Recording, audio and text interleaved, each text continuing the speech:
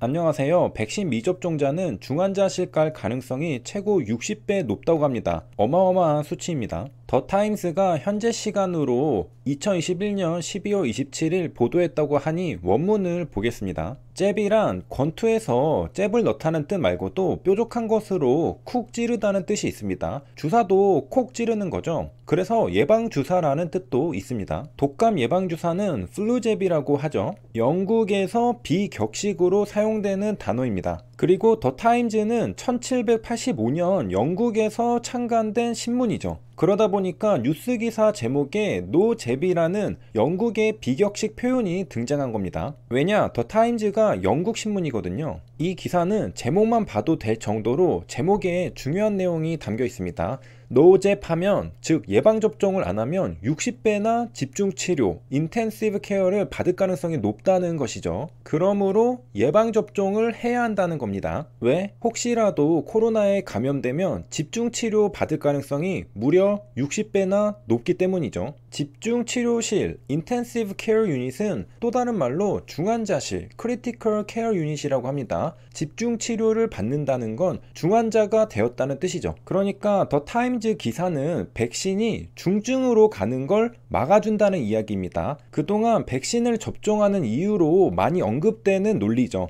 오늘도 더 타임즈에 등장했습니다. 최근까지 지속적으로 나오고 있습니다. 이 기사를 토대로 알 수 있는 건 백신이 감염 예방을 하는지는 알 수 없지만 적어도 중증 예방을 한다는 사실입니다. 영국은 12세 이상의 사람들 80% 이상이 2차 접종까지 완료했습니다. 영국도 한국만큼 접종률이 높네요. 크로스 체크하기 위해 다른 뉴스 기사도 보겠습니다. 4일 전 BBC 뉴스 기사입니다. 10명 중 8명은 세컨 잽을 맞았다고 하죠. 더 타임즈는 중환자 집중치료 병상이 가뜩이나 부족한 상황에서 중증으로 갈 확률이 60배나 높은 백신 미접종자들이 의료체계의 부담을 더 키우고 있다고 지적했습니다. 왠지 느낌이 한국과 비슷한 것 같죠? 이제 한국으로 돌아와서 중환자실에서 집중치료를 받는 사람들은 아마도 구급차를 많이 탈 것입니다. 걸어서 병원을 오거나 스스로 운전하고 병원을 찾는 사람들은 중환자라기보다는 경증 환자겠죠.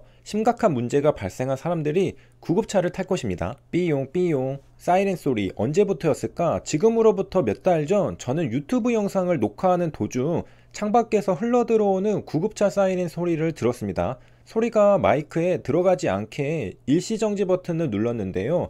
저는 구급차가 지나가길 기다리면서 문득 요즘 구급차가 많이 다니네 이런 생각이 들었습니다. 처음 구급차의 존재를 인지했죠.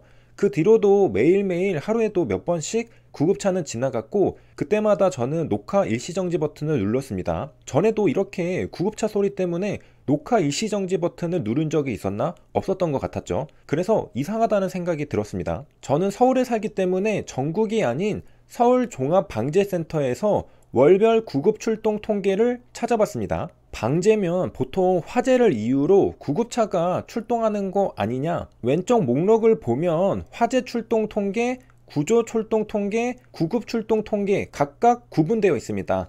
그러니까 화재와 구급은 구별되어 있다는 것이죠. 여기 월별 구급 출동 통계를 클릭하면 적어도 여기에 있는 통계 숫자는 화재와 구조는 뺀 숫자라는 것이죠. 그러니까 방재센터라고 해서 화재를 이유로 출동한 것이 아니라 구급 출동 통계만 볼 수 있다는 겁니다. 좀 더 명확히 하기 위해서 원인별 구급 출동 통계를 보면요. 2021년 1월 1일부터 2021년 12월 27일까지 구급 출동의 원인으로 질병이 압도적으로 많습니다. 34만 건이죠. 그 다음이 부상 8만 건입니다. 그리고 세 번째가 심정지 중증 외상이 1만 3천 건이죠. 그러니까 구급 출동 통계는 질병, 부상, 심정지 등으로 출동하는 겁니다. 화재가 아니죠. 그리고 구조 출동도 아닙니다. 구조 출동은 사고가 났을 때 출동하는 건데요. 승강기 안전사고, 산악사고 등으로 출동하는 거니까 질병으로 출동하는 것과 구별됩니다. 이제 2021년 월별 구급 출동 통계를 보겠습니다.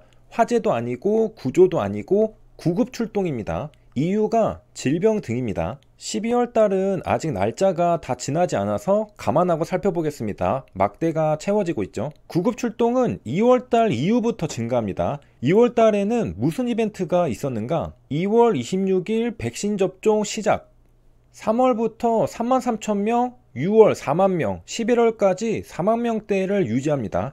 구급 출동이 줄어들지 않고 있습니다. 신기하게도 백신 접종 시작부터 구급 출동이 늘고 있죠. 원래 3월부터 구급 출동은 늘어나는 거 아니냐? 2020년도 통계를 보겠습니다. 오히려 2020년도는 3월 달에 줄었습니다. 그리고 4월 달조차 2월보다는 숫자가 작죠. 하지만 5월부터 3만 명대에 진입하더니 구급 출동이 늘어납니다. 그러니까 5, 6, 7, 8월은 구급 출동이 늘어나는 추세를 볼 수 있죠.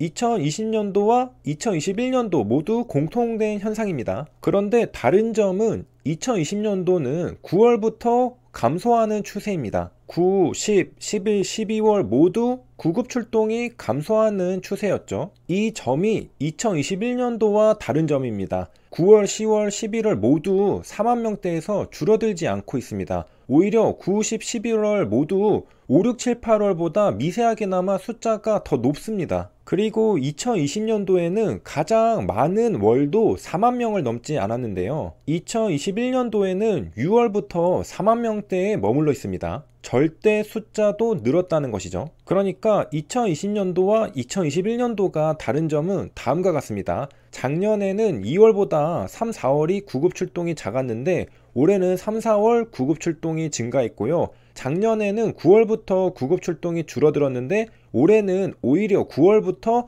구급 출동 숫자가 미세하게 더 증가했습니다. 그리고 구급 출동 절대 숫자도 작년에 비해 올해 늘었습니다. 우연의 일치인지 2월 26일 백신 접종을 시작하고 나서 3월부터 구급 출동이 늘었습니다. 하지만 해석에 주의해야 합니다. 선후관계가 인과관계를 보장하지 않습니다.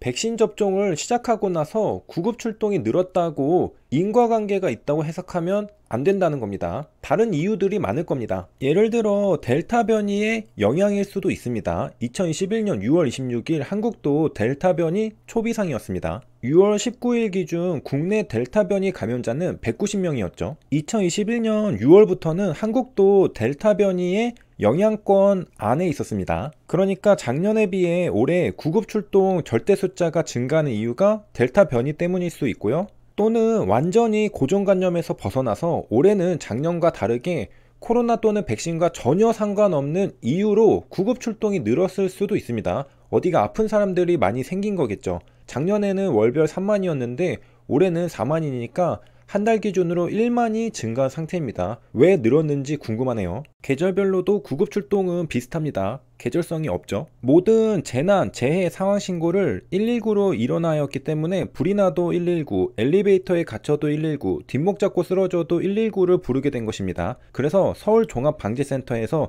각종 화재, 구조, 구급 출동 통계를 본 것입니다. 여기까지 시청해주셔서 감사합니다.